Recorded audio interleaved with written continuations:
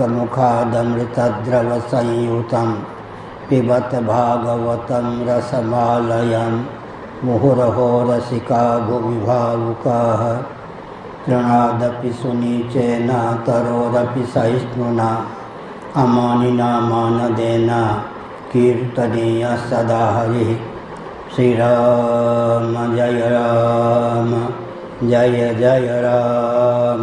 श्री राम जय राम जय जय राम। धर्म की जय हो, अधर्म का नाश हो, प्राणियों में सद्भावना हो, विश्व का कल्याण हो, गौ माता की जय हो, गोहत्या बंद हो, भारत अखंड हो, सर्वभूत हृदय धर्म सम्राट श्री स्वामी करपहत्री जी महाराज की जय हो, श्री जगन्नाथ महाप्रभु की जय हो, श्री बलभद्र महाप्रभु की जय हो, भगवती सुभद्रा देवी की जय हो। हर हर महादेव। समुपस्थित समादरणीय संत वृंद, विद्वद वृंद, भक्त वृंद एवं भक्तिमती मातृशक्ति, श्रुतियों ने अपने प्रतिपाद्य भगवान की स्तुति की। स्तुति के व्याज से भगवान के स्वरूप स्वभाव प्रभाव का प्रतिपादन किया।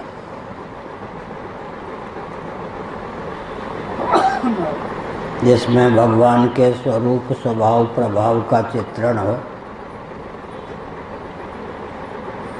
तीनों के माध्यम से भगवान का यशोगान हो, उसी को स्तुति कहते हैं। आत्म तत्व दुरवगम है।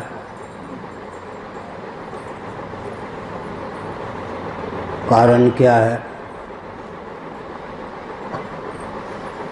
विकृति और प्रकृति से अतीत है, अनात्म प्रति प्रपंच से अतिक्रांत है, सर्वाधिष्ठान सर्वसाक्षी स्वरूप है। जब दृष्टा को भी दृष्टि का विषय बना पाना कठिन है, श्रोता को श्रुति का विषय बना पाना कठिन है, तब वो त्रिपुटी से सर्वथा अतिक्रांत है आत्मतत्व, उसको शब्द का विषय बना पाना भी कठिन है। परंतु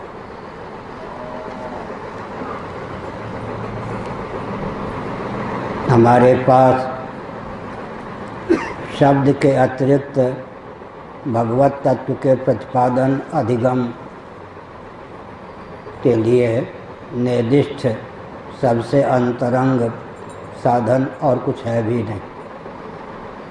गुरुमुख से हम भगवत तत्व का प्रतिपादन सुनते हैं। गुरुमुख विनिश्चित शब्द निरावरण कर्ण कुहरों के माध्यम से हमारे हृदय में पहुंचकर अंतःकरण से शब्द एकीभूत हो जाता है। आत्मतत्व अविद्यावृत्ति से वाणी का विषय नहीं हो सकता, तथापि शब्द का विषय ही कथनचित हो सकता है। अतः हमने निरूपण किया, विधि गर्भित निषेध मुख से, निषेध गर्भित विधि मुख से श्रुतियों ने आत्म तत्व का प्रतिपादन किया है। पिछले प्रवचनों के माध्यम से यह तथ्य उद्भासित किया गया कि केवल विधि मुख से यदि आत्म तत्व का प्रतिपादन हो तो सबीज कारणभूत आत्मा का अधिगम ही हो सकता है। लेकिन आत्म तत्व कार्य और कारण दोनों से अतिक्रांत है। ऐसी स्थिति में केवल विदमुख से आत्म तत्व का प्रतिपादन संभव नहीं। केवल निषेध मुख का आलम्बन लें तो नैरात्म्यवाद की प्रवृत्ति हो सकती है। जब बौद्ध घट कहने पर अघट के व्यावर्तन में घट की शक्ति का उपयोग और विनियोग मानते हैं, तो फिर केवल निषेध मुख से भगवत तत्व का प्रतिपादन करने पर कुछ हाथ लगना कठिन है। घट शब्द का जब उच्चारण होता है तब विधिमुख से होता है, लेकिन बौद्ध सिद्धांत के पक्षधर घटातिरिक्त जो अघट, उनके प्रतिषेध में ही घट शब्द का उपयोग और विनियोग मानते हैं। भगवत पाद शंकराचार्य महाभाग ने एक तथ्य उद्भाषित किया, अतद व्यावृत्ति के बाद भी शब्द की शक्ति शेष रहती है, जो अवशिष्ट आत्म तत्व की ओर संकेत करती है, अवशिष्ट आत्म तत्व को इंगित करती है। इसलिए निर्गुण निराकार अधिष्ठान स्वरूप जो सच्चिदानंद तत्व है, उसके बारे में कठोपनिषद और भगवद गीता के दूसरे अध्याय में कहा गया, आश्चर्यवत कोई वक्ता प्राप्त होना संभव है। अगर कोई वक्ता उस आत्म तत्व का प्रतिपादन करता है तो स्वयं आश्चर्य है। कोई श्रोता अगर धैर्यपूर्वक उसे श्रवण करने में समर्थ होता है तो भी आश्चर्य ही है। ऐसे आत्म तत्व का प्रतिपादन विधि गर्भित निषेध मुख से, निषेध गर्भित विधि मुख से संभव है। अब श्रुति अपने शब्दों में एक संकेत करती है कि आपका जो अवतार होता है, दुरवगम आत्म तत्व के अधिगम का बल और वेग जीवन में प्राप्त हो सके, इस अभिप्राय से यहाँ अवतार के प्रयोजन का वर्णन किया गया। आत्म तत्व का अधिगम हम कर सकें, इसके अनुकूल अधिकार संपदा संपन्न कराने में भगवान के विविध अवतारों का उपयोग और विनियोग है। दूसरा प्रयोजन यह बताया गया कि जो भगवत तत्व सच्चित और आनंद है, उसकी स्फुट अभिव्यक्ति नाम रूपात्मक प्रपंच के सर्जन का प्रयोजन है। गौड़पाद महाभाग ने एक तथ्य उद्भाषित किया, उपाय स्ववताराय। उपाय स्ववताराय बहुत सांकेतिक रहस्यमय सूत्रात्मक वचन है यह। उपाय स्ववताराय का अर्थ होता है हमारा चित्त भगवत तत्व में अवतीर्ण हो सके, अर्थात भगवत तत्व के अधिगम में समर्थ हो सके। इस भावना से भगवान विविध अवतार लेते हैं। हमारा चित्त अवतीर्ण हो सके, प्रतिष्ठित हो सके भगवत तत्व में, इसलिए वेदांतों में विविध प्रकार की प्रक्रिया का उल्लेख किया गया है। कोशों का आलंबन लेकर अन्नमय कोश, प्राणमय कोश, मनोमय कोश, विज्ञानमय कोश, फलात्मक आनंदमय कोश, बीजात्मक आनंदमय कोश, इन पंच कोशों से अतिक्रांत जो आत्म तत्व है, जिसकी विद्यमानता के कारण ही पंच कोशों में सत्ता चित्ता प्रियता प्राप्त है, वह आत्मा है। केवल अन्नमय कोश को भी श्रुतियों ने 60 कौशिक कहा है। अन्नमय कोश का दूसरा नाम है महोपनिषद आदि में 60 कौशिक। वाचस्पति मिश्र महाभाग ने भी भामती नामक टीका में अन्नमय कोश को 60 कौशिक कहा है। स्त्री और पुरुष के शरीर में 6 धातुओं की विद्यमानता होती है तुल्य रूप से। पुरुष शरीर में एक अतिरिक्त धातु शुक्र के रूप में, जिसका दूसरा नाम है शुक्ल, जिसका तीसरा नाम है वीर्य के रूप में प्रतिष्ठित है। लेकिन स्त्री पुरुष दोनों शरीरों में 6 धातु अनुगत हैं। सर्व धातुमय स्थूल शरीर होने के कारण इसका एक नाम है 60 कौशिक, 6 कोशों वाला। कोश शब्द बहुत ही मार्मिक है। भगवद गीता के एक श्लोक के माध्यम से हमने कोश की परिभाषा भगवत कृपा से प्राप्त की। तत्र सत्वं निर्मलत्वात् प्रकाशक मनामयम सुख संज्ञेन वदनाति ज्ञान संज्ञेन चानघ। 14वें अध्याय में सत्व रजस तमस 3 गुणों का प्रतिपादन किया गया। सत्व गुण को लेकर भगवान का यह वचन है। यहाँ सत्व गुण का अर्थ है मलिन सत्व गुण। हमने आनंद वृंदावन में बताया था, वक्ता एक होने पर भी वक्ता के प्रतिपादन की शैली में भेद हो सकता है। 32 वर्ष बाद भगवान को एक श्रोता मिले, उद्धव जी। एकादश स्कंद श्रीमद् भागवत के अनुसार हमने क्या संकेत किया? हमने यह संकेत किया कि भगवान जगत के रूप में भी अवतीर्ण होते हैं। उपाय स्ववताराय। वेदांत प्रस्थान के अनुसार यह सृष्टि भी भगवान की अभिव्यक्ति है। भगवान ही जगत के रूप में अवतीर्ण हैं। परंतु एक महत्वपूर्ण तथ्य है, जगत का आलंबन लेकर जो भगवत तत्व तक अपने मन को पहुँचाने में असमर्थ सदृश सिद्ध होते हैं, वे द्रुत गति से भगवत तत्व तक अपने मन को पहुँचा सकें, भगवत तत्व में उनके मन का अवतार हो सके। श्री रामकृष्ण आदि रूपों में भगवान स्वयं को ख्यापित करते हैं। उपाय स्ववताराय।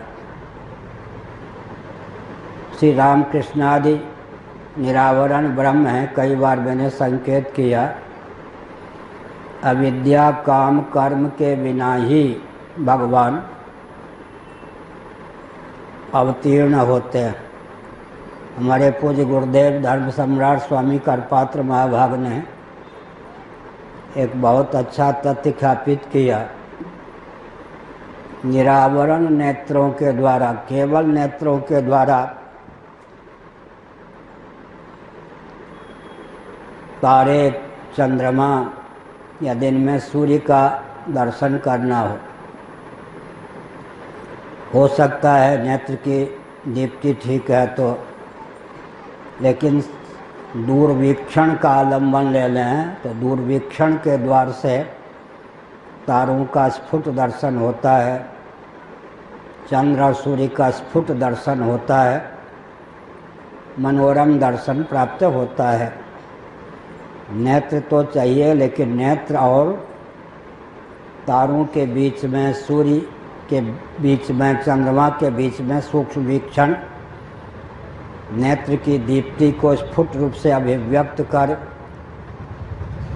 दर्शनीय पदार्थ को उज्ज्वल रूप से उद्भासित करने में हेतु है। इसी प्रकार भगवत विग्रह को हम बीच में बैठा लेते हैं तो भगवत तत्व के अधिगम में वो विग्रह 4 चांद लगा देता है। सच्चिदानंद तत्व ही सगुण साकार से रामकृष्ण आदि रूपों में अवतीर्ण है। विशेषता उसमें क्या है? विशेषता यह है कि भगवान की सत्ता स्फुट रूप से अवतार विग्रह के माध्यम से अभिव्यक्त होती है। भगवान की चित्ता भी स्फुट रूप से अवतार विग्रह के रूप में अभिव्यक्त होती है। भगवान की प्रियता या भगवान जो आनंद स्वरूप हैं, आनंद भी उच्छलित होता है। नृत्यति वेदांत सिद्धांत है। रसस्वरूप जो भगवत तत्व है, जब युग्म तत्व के रूप में राधा रानी वृषभानुनंदिनी नृत्य निकुंजेश्वरी और श्री कृष्ण चंद्र परमानंद मदन मोहन के रूप में अभिव्यक्त होता है, तब नृत्यति वेदांत सिद्धांत है। वो रसस्वरूप तत्व नृत्य करने लगता है। बहुत ऊंची बात है। रस रूप तत्व छलकता हुआ नृत्य करता हुआ परिलक्षित होता है।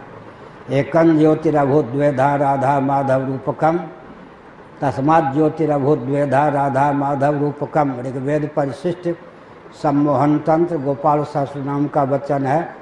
एक जगह एकम है, एक जगह तस्मात् पाठ में भेद है। एकं ज्योतिरभूत द्वेधा राधा माधव रूपकम तस्मात् ज्योतिरभूत द्वेधा राधा माधव रूपकम। तो नृत्य करता हुआ रस, रसो वैसा, ऊंची बात है।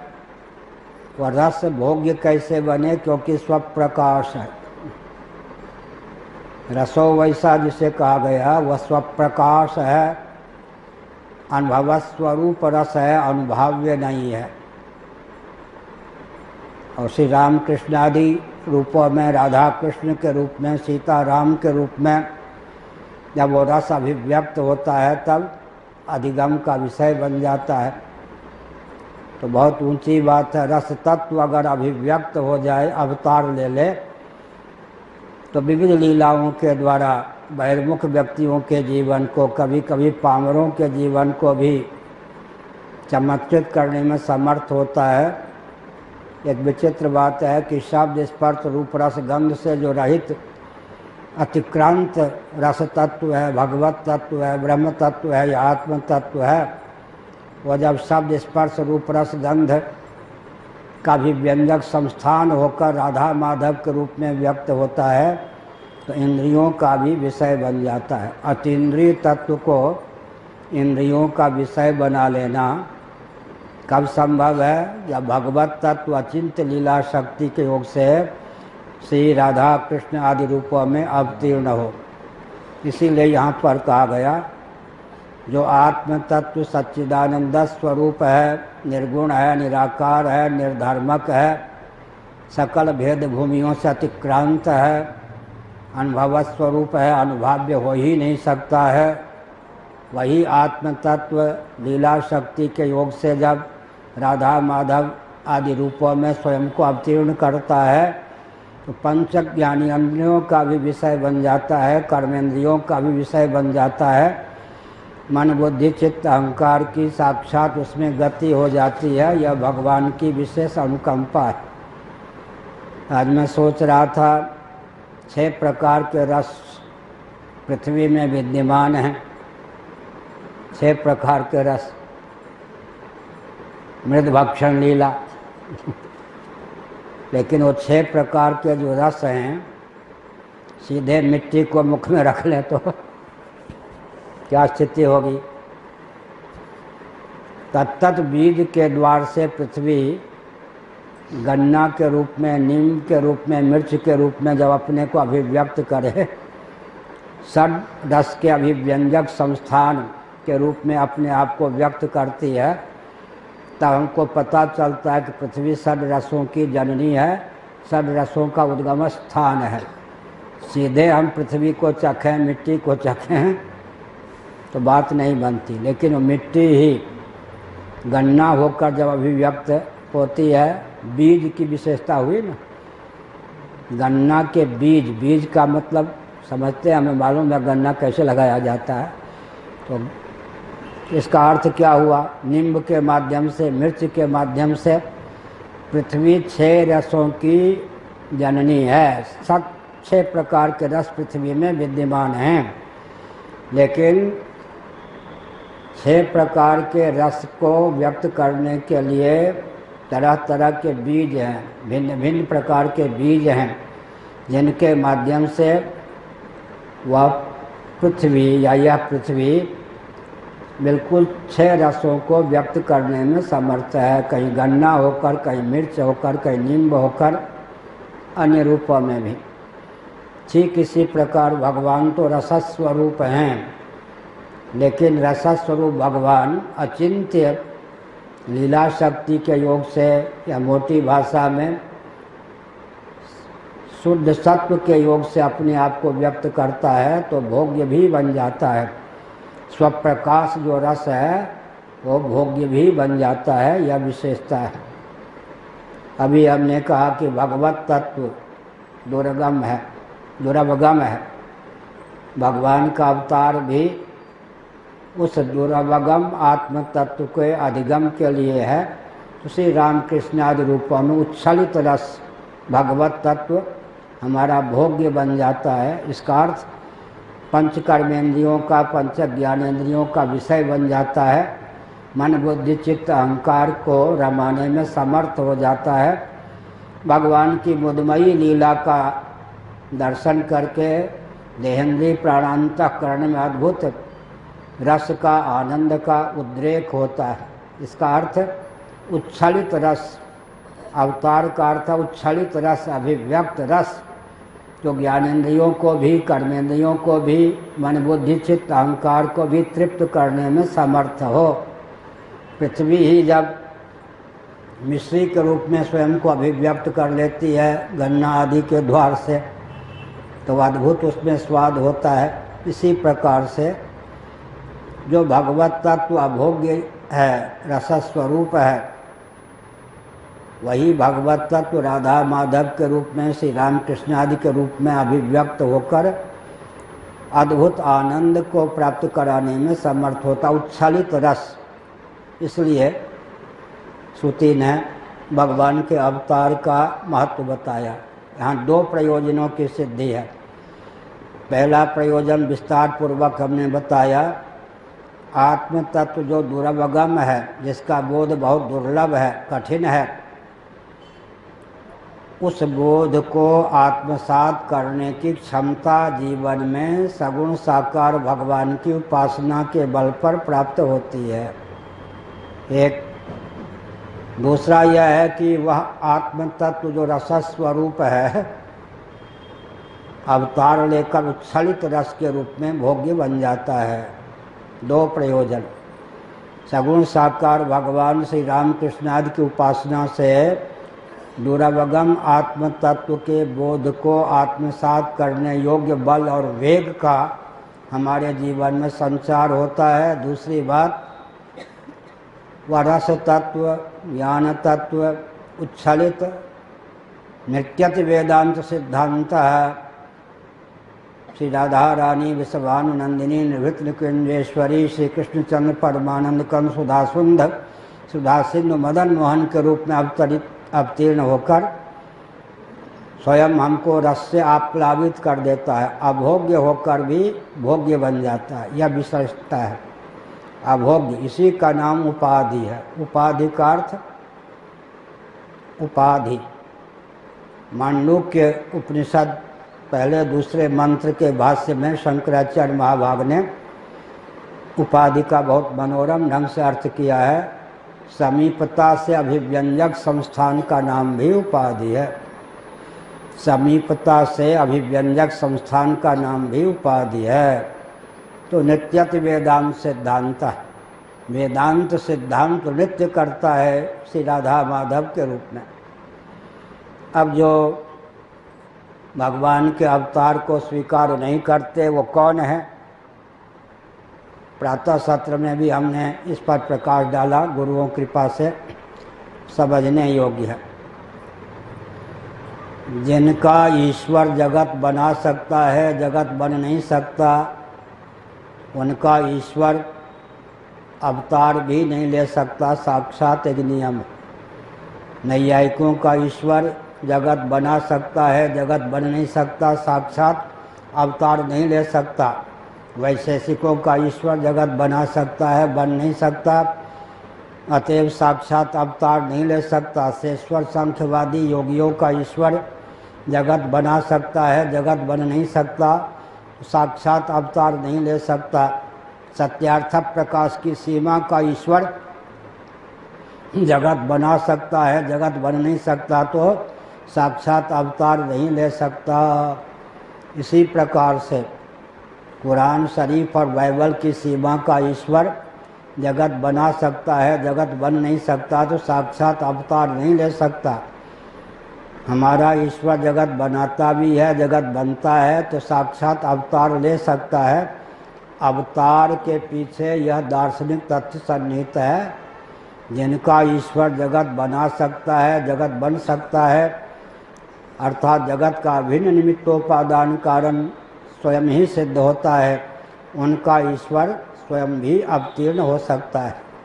हमारे पूज्य गुरुदेव धर्म सम्राट श्री करपात्र महाभाग कहा करते थे, जो ईश्वर जगत बना सकता है, 84 लक्ष शरीरों को प्रदान कर सकता है, वह ईश्वर स्वयं क्यों नहीं अवतार ले सकता। गुलाब के बीज अंकुर उत्पन्न करने की क्षमता से संपन्न विशिष्ट सामग्री का नाम बीज है।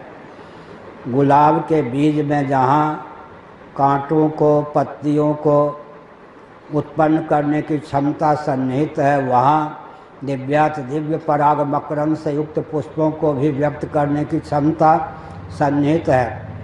कोई गुलाब के बीज के पास जाकर या पौध के पास जाकर कहे, सावधान, तुम पत्तियों को, कांटों को उत्पन्न कर सकते हो, दिव्यात दिव्य पराग मकरंद से युक्त पुष्पों को व्यक्त नहीं कर सकते, तो उसके ऐंठ अकर या अनुशासन को गुलाब का बीज मानने के लिए तत्पर नहीं। इसी प्रकार मैं संकेत करता हूँ। कोई भगवान से कहे जगत बना सकते हैं, जीवों को उनके शुभाशुभ कर्मों के अनुसार शरीर प्रदान कर सकते हैं, स्वयं श्री विग्रह नहीं धारण कर सकते, भगवान कहते यह प्रतिबंध मुझे सही नहीं है। भगवान को संतोष भी नहीं होता जगत बनाकर। हमारे लिए सकल आश्चर्य चमत्कृति की सीमा है जगत। पुजोरियावादी से किसी ने पूछा, पूर्णानंद तीर्थ महाभाग से, बाबा कुछ चमत्कार दिखाओ। वो कभी कभी चमत्कार दिखा देते थे, क्योंकि आसाम में भगवती की वो उपासना की थी, उनमें सिद्धियाँ भी थी, कुछ चमत्कार दिखा देते थे।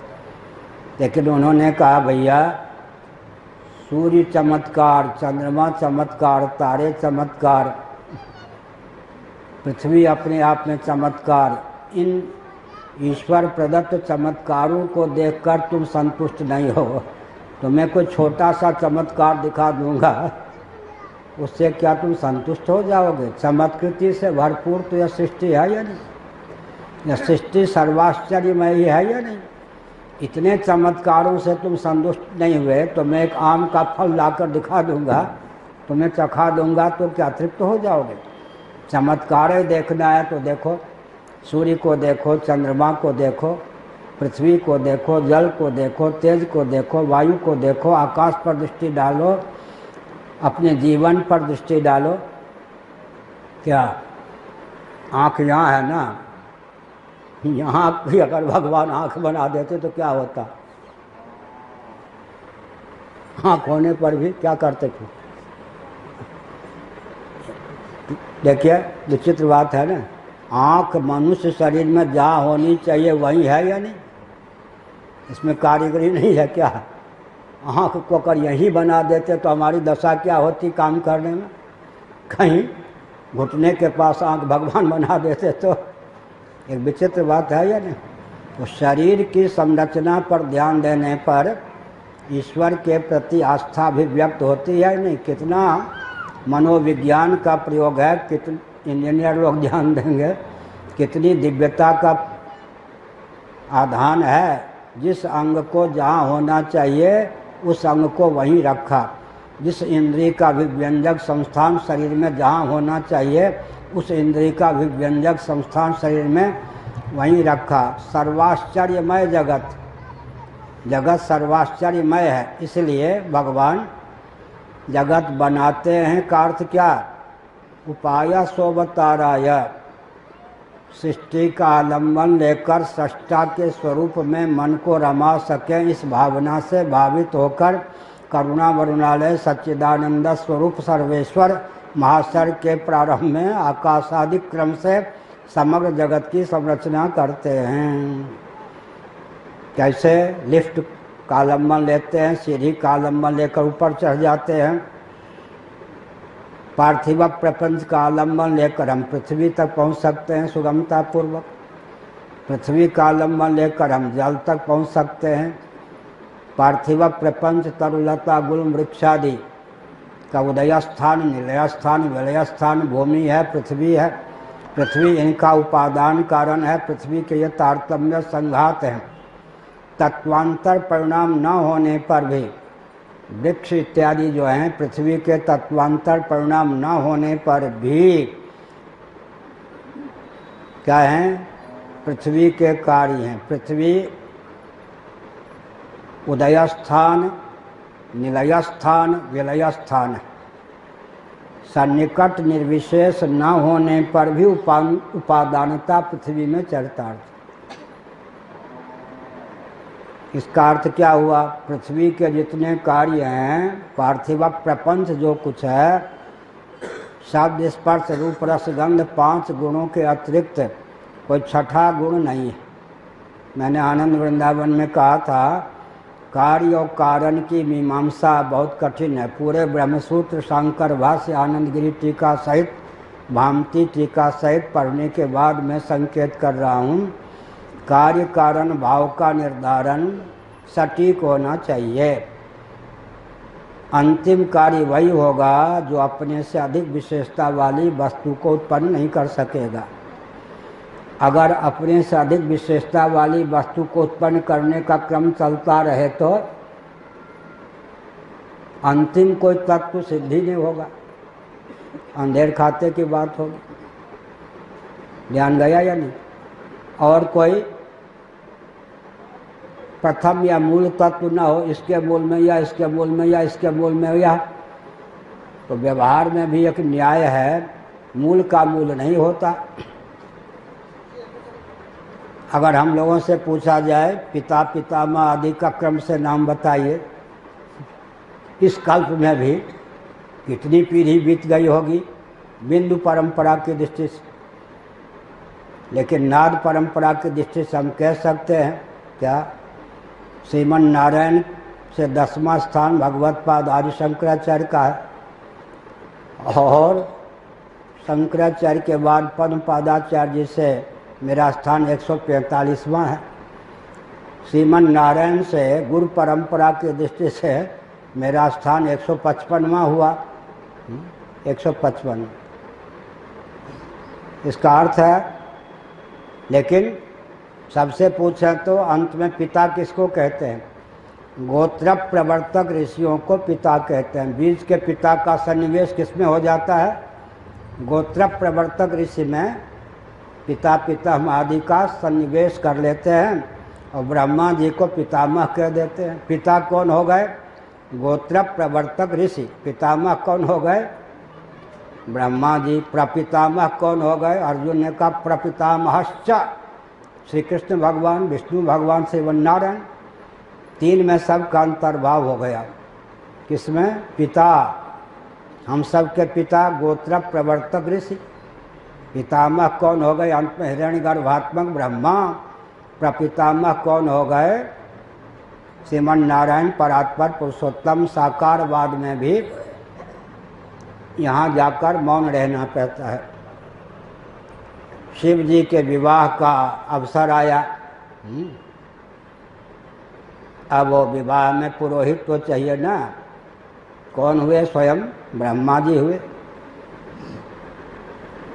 ब्रह्मा जी ने कहा कि अधिक कष्ट आपको नहीं दूंगा, लेकिन विवाह आपका तब होगा, विवाह के लिए जो विधि है उसका अनुपालन तो आपको भी करना है। हम पुरोहित हैं तो हमको भी कराना है।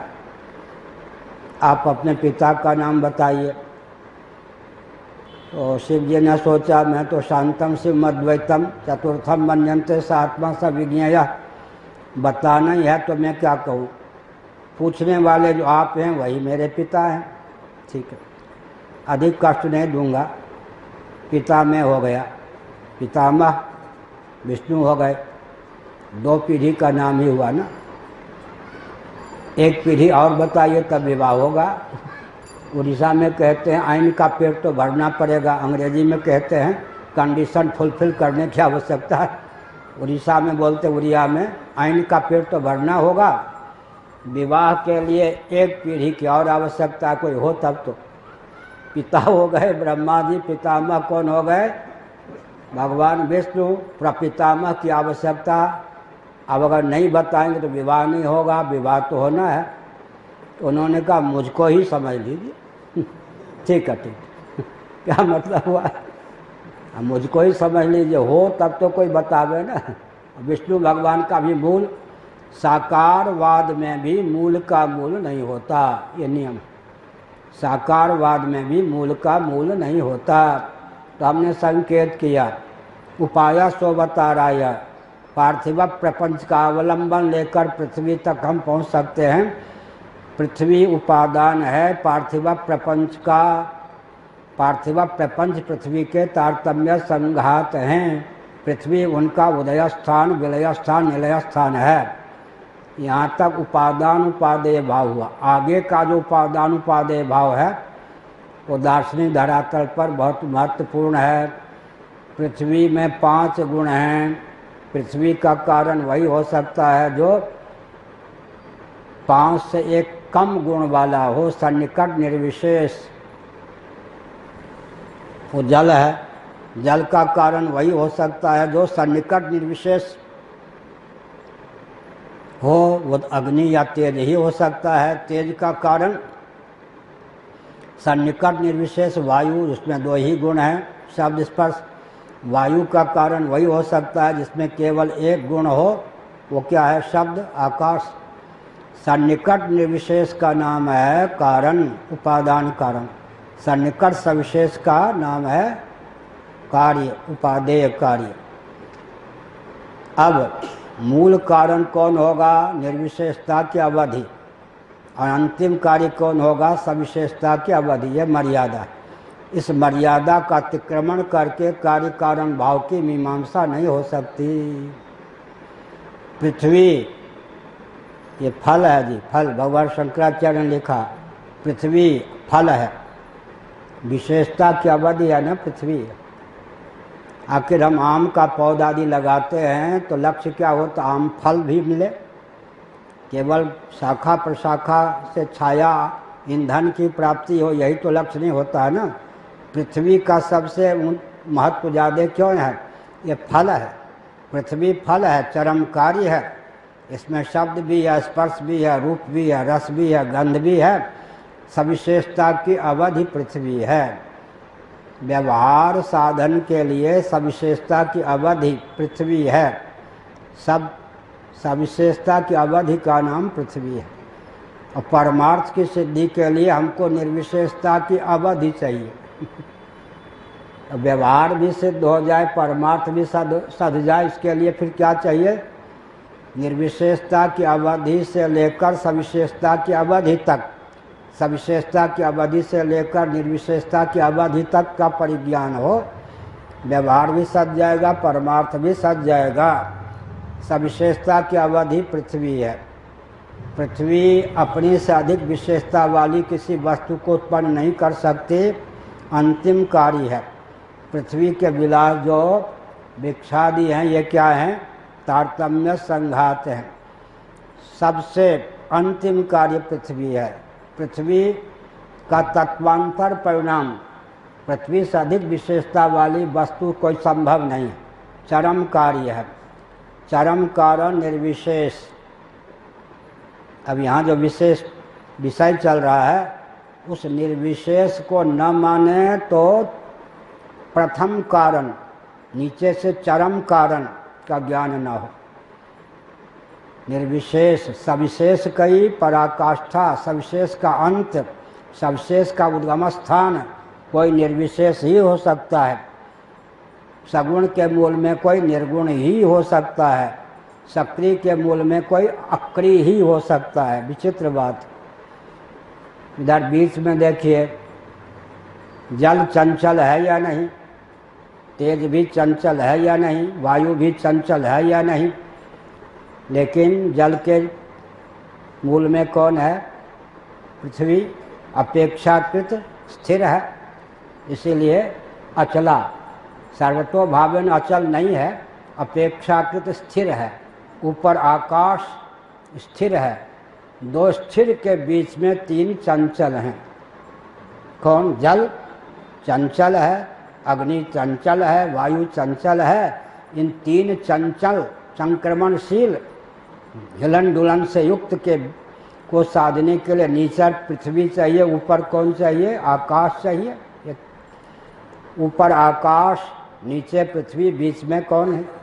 अच्छा, जिसी में विज्ञान की पूर्ति भी हो जाती है। कैसे? ठोस द्रव्य और गैस। गैस को अनिल चुल्ली कहते हैं हिंदी संस्कृत में। गैस माने अनिल चुल्ली, अनल अनिल दोनों कैसे? अनिल चुल्ली, वायु का गोला, अनिल चुल्ली। संस्कृत या हिंदी में गैस को क्या कहेंगे? अनिल चुल्ली। अब पृथ्वी क्या है? ठोस है। जल, तेज, वायु क्या है? जल क्या है? द्रवावस्थापन्न है, और तेज और वायु मिलकर गैस। तो हो गया ना, पंचभूतों में ठोस, द्रव्य, द्रव, ठोस, द्रव और गैस, तीनों का अंकन करें, यही तो हुआ पंचभूत का स्वरूप। ठोस है पृथ्वी, पृथ्वी ठोस है, और जल चंचल है, द्रवावस्था को प्राप्त है। और गैस कौन है? अग्नि और वायु के योग से गैस की बीमारी कब होती? अग्नि और वायु में विकृति हो जाए तो पेट में गैस नामक रोग होता है शरीर में।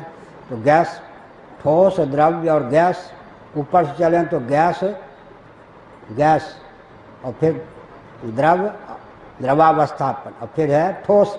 ये संसार का स्वरूप हो गया। तो हमने संकेत किया निर्विशेषता की अवधि का नाम ही परम कारण हो सकता है। अब निर्विशेषता की कोई अवधि जिस दर्शन में ना हो वो दर्शन व्यर्थ है। विज्ञान में भी, मैं अंग्रेजी नहीं जानता, ये मान के चलिए, लेकिन विज्ञान में भी matter is nothing but energy, energy is nothing but soul, soul is the super source of energy कहना पड़ेगा या नहीं? मैटर के मूल में एनर्जी, यहाँ तक आज का विज्ञान पहुँचा है। लगभग 40 साल पहले विज्ञान पहुँच चुका था, अभी उससे आगे नहीं बढ़ा, क्योंकि गणित का ज्ञान वैज्ञानिकों को कम है। धीरे धीरे गणित का ज्ञान शिथिल हो जा रहा है, तो वैज्ञानिक जगत में भी ह्रास हो रहा है। विज्ञान का मूल है गणित। अगर गणित में दिशाहीनता है तो विज्ञान और वैज्ञानिकों में दिशाहीनता स्वाभाविक है। गणित में दिशाहीनता बहुत है। बौद्धागम के चपेट में गणित आ जाने के कारण शून्य को नहीं आजकल के गणितज्ञ बता सकते कि भावांक है या भावांक। कहीं वह भावांक मान लेते हैं, कहीं भावांक। शून्य का विज्ञान ही आधुनिक गणितज्ञों को नहीं है। और शून्य का ज्ञान नहीं है। शून्य को का ज्ञान क्यों नहीं है? मैंने अपने गणित के ग्रंथ में लिखा है। भगवत कृपा से श्रावण भाद्र महीने में संयोग लगेगा ही। 1542 पृष्ठों में वैदिक मैथमेटिक्स के 25 पेज की व्याख्या हमारे कंप्यूटर में 1542 पृष्ठों में अंकित है। वो ग्रंथ छपेगा। उसमें हमने शून्य से भी अगर कोई नीचे का अंक मानेंगे, शून्य से भी न्यून अंक मानेंगे, तो 28 प्रकार के दोष हो सकते हैं। आधुनिक जो गणितज्ञ हैं बिल्कुल दिशाहीन हैं। कहीं शून्य को भाव मान लेते, कहीं अभाव, गणित का ज्ञान आधुनिक वैज्ञानिकों को न होने के कारण वैज्ञानिक जगत में भी विसंगति है। हमको जिन्होंने ड्राइंग ज्योमेट्रिकल ड्राइंग पढ़ाया दिल्ली में, वो तो हाई स्कूल के अध्यापक थे, लेकिन उनकी कीर्ति पूरे दिल्ली में छा गई।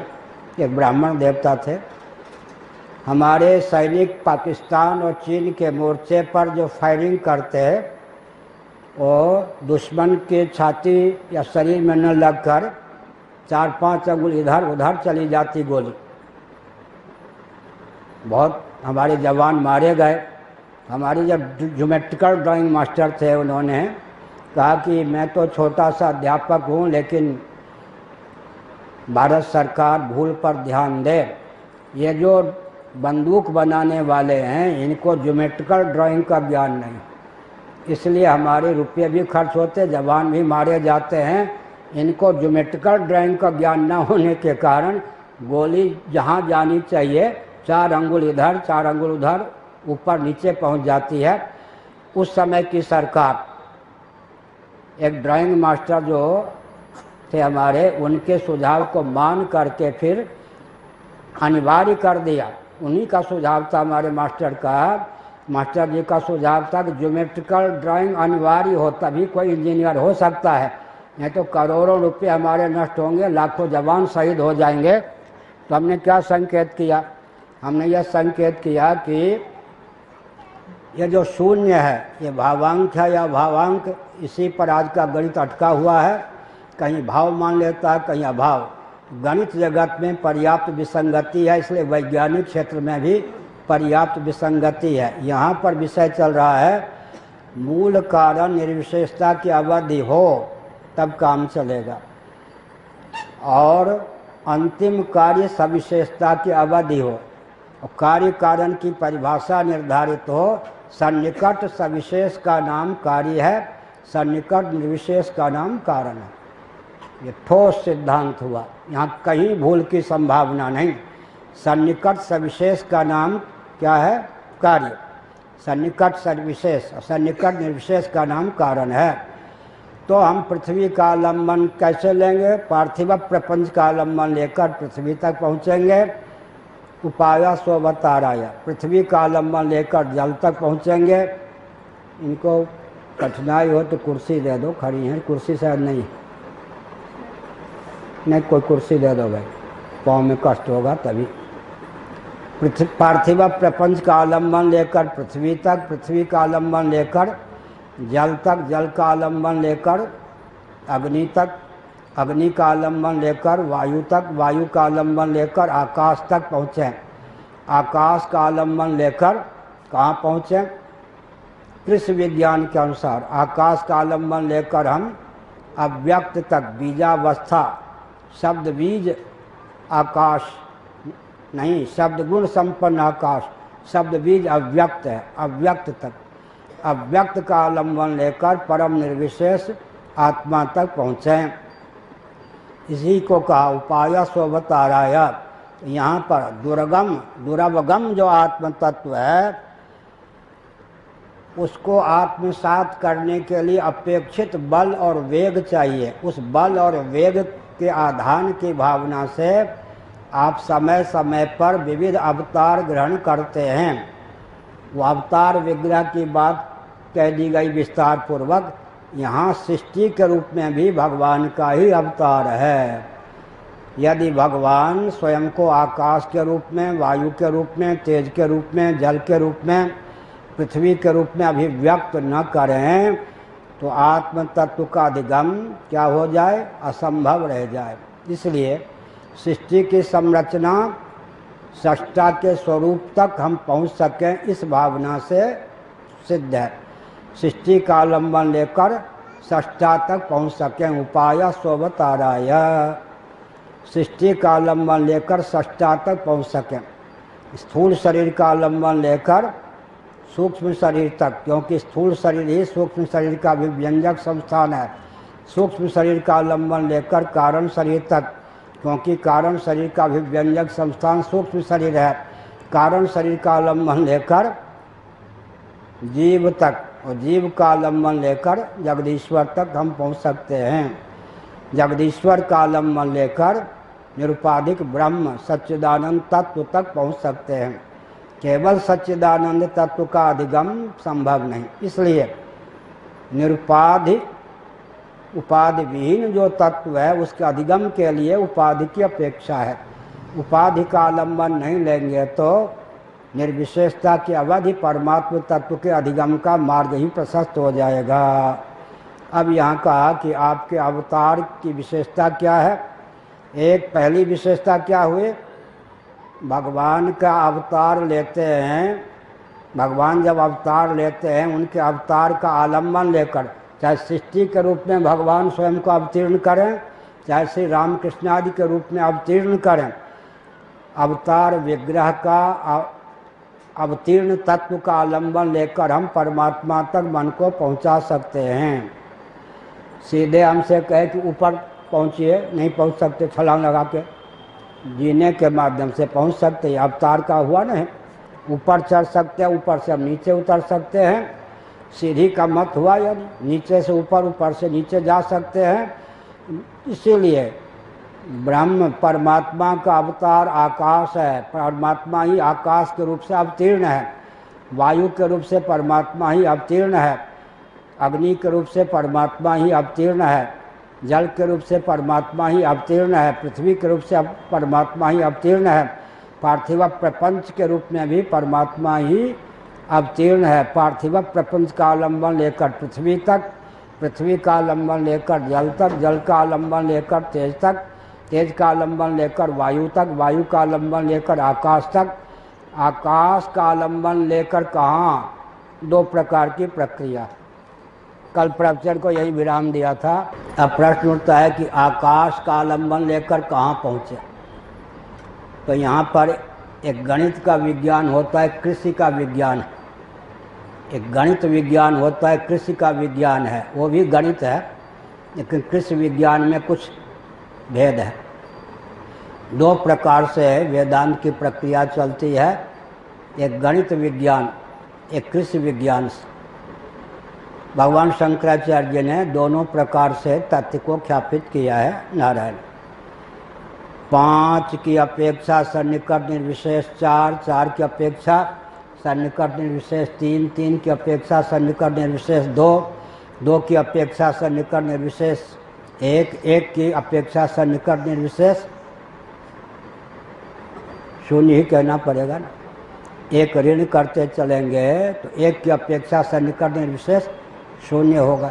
यह हुआ एक प्रक्रिया। यह 5 की अपेक्षा सन्निकट निर्विशेष 4, आप पृथ्वी की अपेक्षा सन्निकट निर्विशेष 4 गुण वाला जल, जल की अपेक्षा सन्निकट निर्विशेष 3 गुण वाला अग्नि, तेज, 3 गुणों वाले तेज की अपेक्षा सन्निकट निर्विशेष 2 गुणों वाला जल, 2 वायु, 2 वायु की अपेक्षा सन्निकट निर्विशेष 1 गुण वाला आकाश।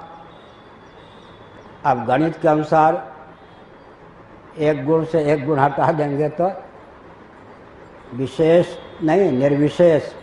आकाश का कारण वही हो सकता है जिसमें एक भी गुण न हो, निर्विशेष। यह प्रक्रिया क्या है, तस्माद वाय तस्माद आत्मना आकाश संभूता। ये गणित की प्रक्रिया।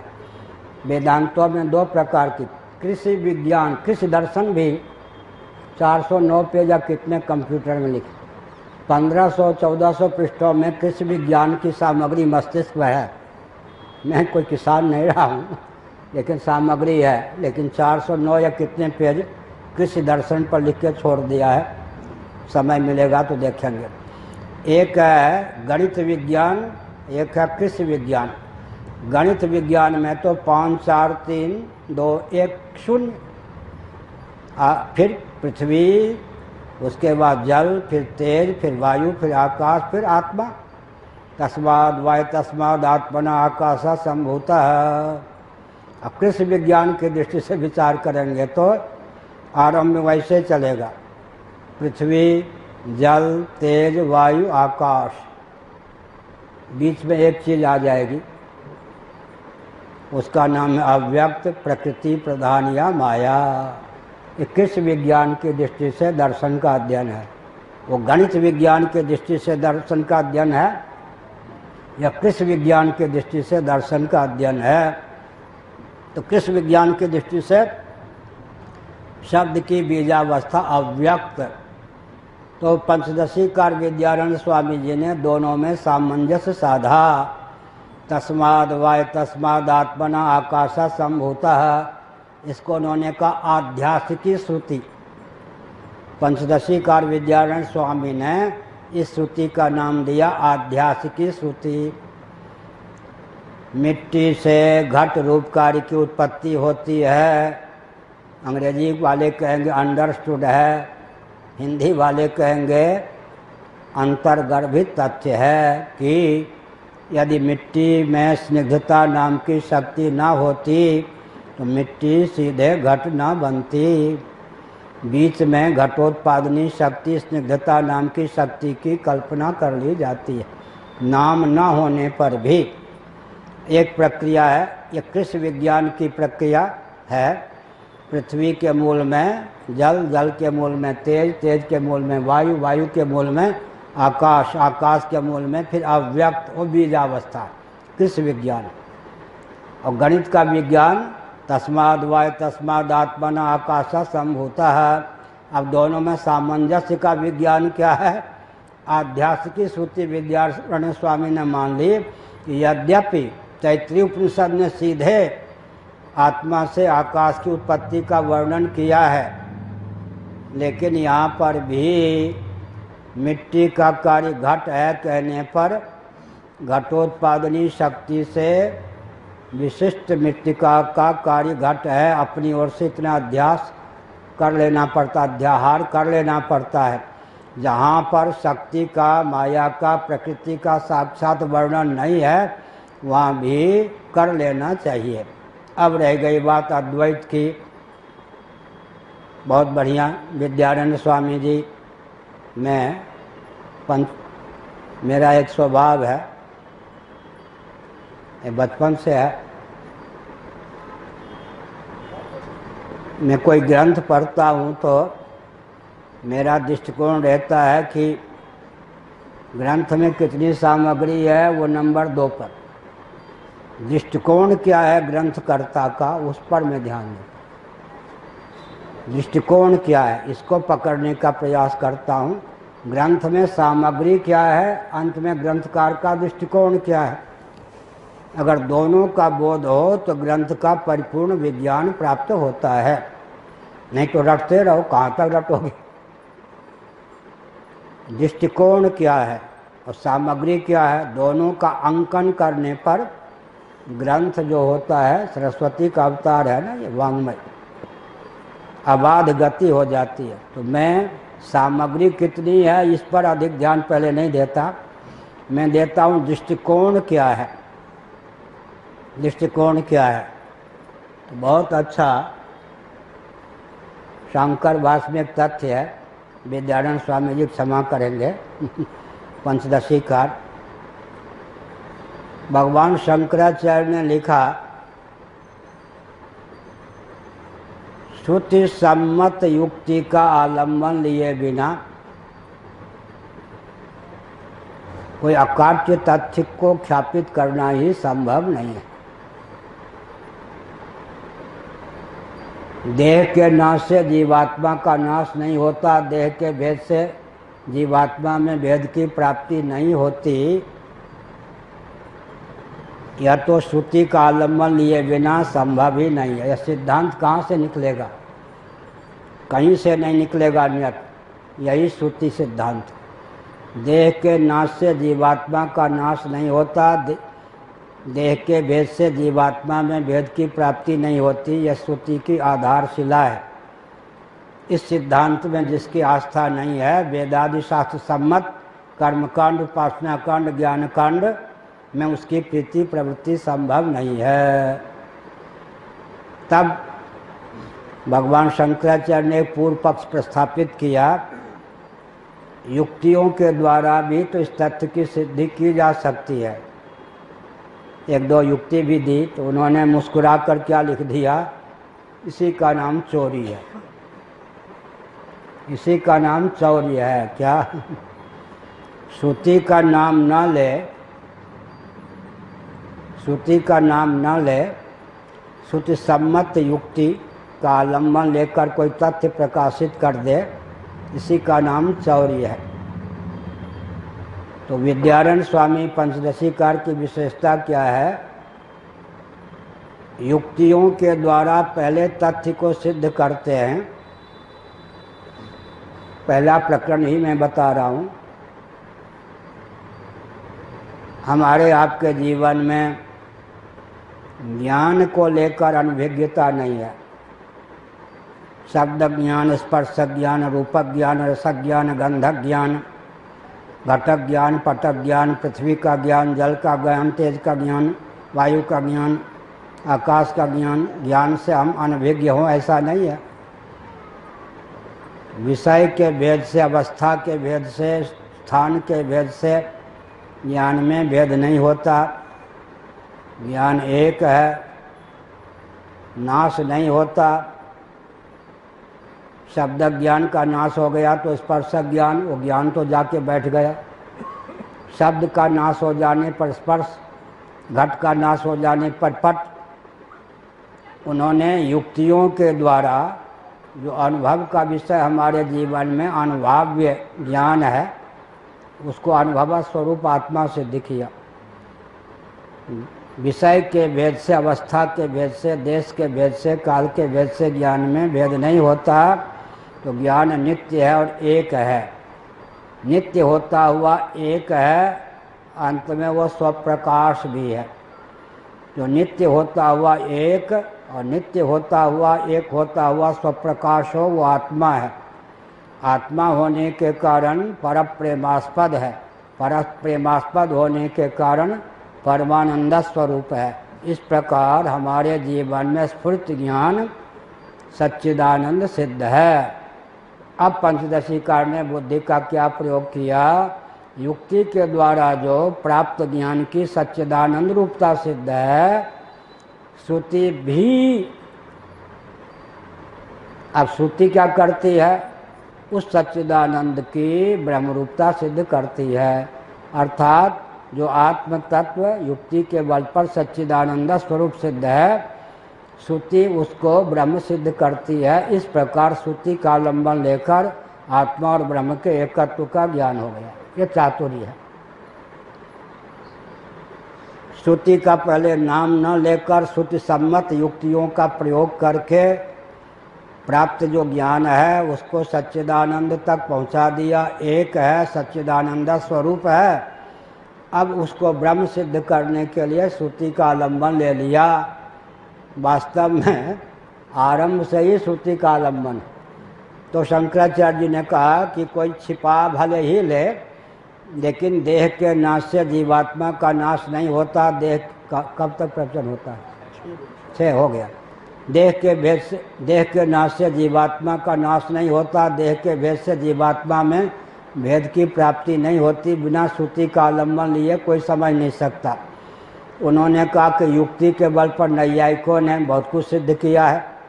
जो आप कह रहे हैं देह के नाश से जीवात्मा का नाश नहीं होता, देह के भेद से जीवात्मा में भेद की प्राप्ति नहीं होती, यह तो युक्तियों का आलम्बन लेकर सिद्ध कर दिया गया। शंकराचार्य ने कहा यह चौर्य है।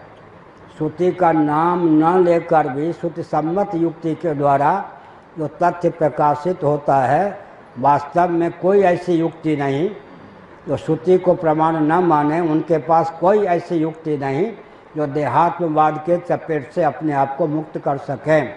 तो 2 प्रथा होती है। पंचदशीकार ने पूरी पंचदशी में एक शैली अपनाई। युक्ति का आलम्बन लेकर तथ्य को सिद्ध कर देते हैं, और यह जो तथ्य सिद्ध किया गया इसका समर्थन श्रुति से भी प्राप्त है। नास्तिक प्राय व्यक्तियों को आस्तिक बनाने की यह विधा है। वस्तु स्थिति क्या है? युक्तियों के माध्यम से विद्यारण्य स्वामी जी ने जो कुछ सिद्ध किया, अंतर्गर्भित श्रुति का ही वो रहस्य है। अंतर्गर्भित श्रुति को, तो श्रुति का नाम पहले न लेकर श्रुति सम्मत युक्ति का आलम्बन लेकर तथ्य को ख्यापित करते हैं। तो युक्ति की प्रधानता हो गई बाद में कहते हैं जो युक्ति के द्वारा वस्तु स्थिति का प्रतिपादन किया गया, इसमें श्रुति भी समर्थन में बोलती है। श्रुति हो गई गौण, युक्ति हो गई मुख्य।